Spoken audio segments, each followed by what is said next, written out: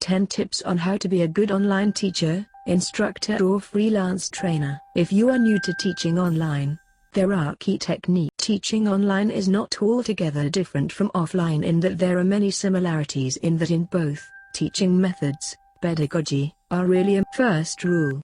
Remember to look towards the webcam at the top of your screen when you can. When talking to your students online, the temptation is always to look directly at your screen. You need though to consciously remember to look towards the top of your computer to where the camera is. Please make sure, when talking online to students, make a point to talk directly to the camera and not directly at the middle of your screen. Also, do a practice run with a friend to get used to seeing yourself on screen. 2. Make use of group and team building activities online by using breakout rooms. If you are brand new to online teaching, you may be wondering how it would be humanly possible to still run group activities and team building games when teaching online. How on earth can you still do group activities if you are teaching online? Group activities such as icebreakers can be used just as easily online by using what are known breakout rooms. Breakout rooms are basically side rooms that you can put your students into online.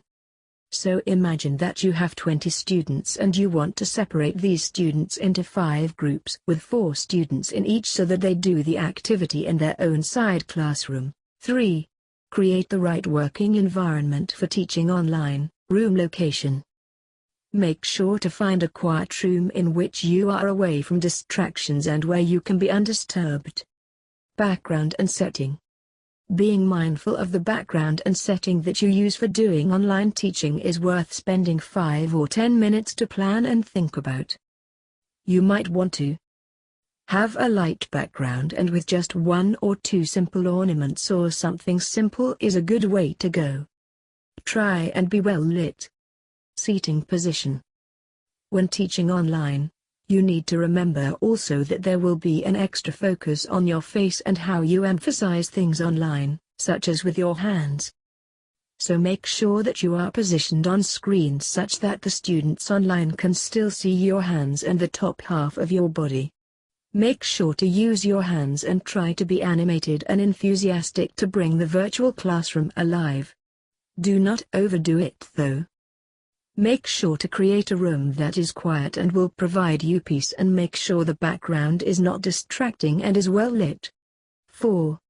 Make effective use of pauses correctly when teaching online. Understanding when and how to use pauses is always important in teaching and even more so, when teaching online. Given that you cannot see exactly what people are doing and given that people may need a little longer online to find certain things, such as where to press a button to do an online poll or how to write on your whiteboard, so you do need to give those extra few seconds for your students to do tasks when you are teaching online. Be comfortable with brief pauses and do not panic when there is sometimes silence, especially in the beginning. 5. Understand how to manage students logging in late to the virtual classroom. Just like with a real-life physical classroom offline, some students will inevitably turn up late for the class. You know the story. Smile. Whatever you say or do, someone will probably be late. As an online teacher, when you are first getting used to virtual teaching, it can give you quite a surprise when someone suddenly pops up on screen alongside everyone else. It can, in other words, easily distract you. The same can happen when you have students working in breakout rooms, working in small groups in virtual side rooms, in that people might arrive late. The good news in a program such as Zoom is that you can have it set up such that you will assign a breakout room to people as they arrive. Just make sure, as the online teacher, to check now and again in case anyone is waiting in the main classroom to be allocated to a breakout room, and Zoom, if you use Zoom, will tell you if a student is unassigned. 6. Making sure you have the right equipment. You might have already read the post we did on the equipment you need to teach online and, if you did, then apologies for repeating this. There are certain pieces of equipment that will improve the quality of audio and video for online teaching. A. Use a HD webcam that records for all screen sizes.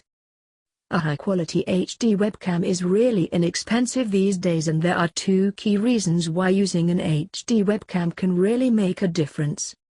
Firstly, and perhaps most obviously, the quality of the video will be high definition. As an online teacher, this will mean that you will be providing the best possible video quality for your students.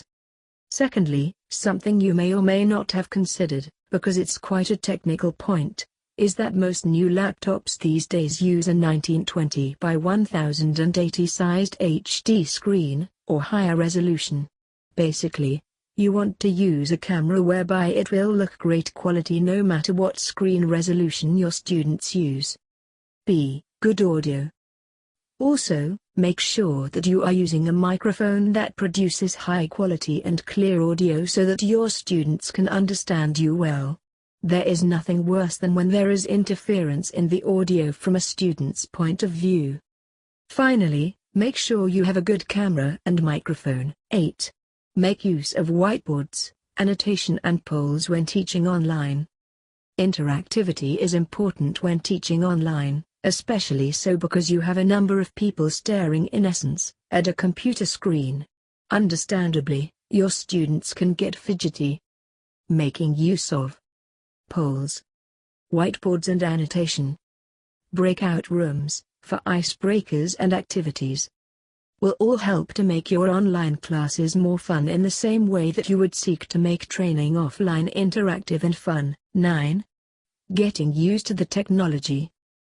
I cannot emphasize enough the value of allocating 30 minutes for practicing and getting used to setting up and connecting your webcam. Making sure the lighting is correct for your setting.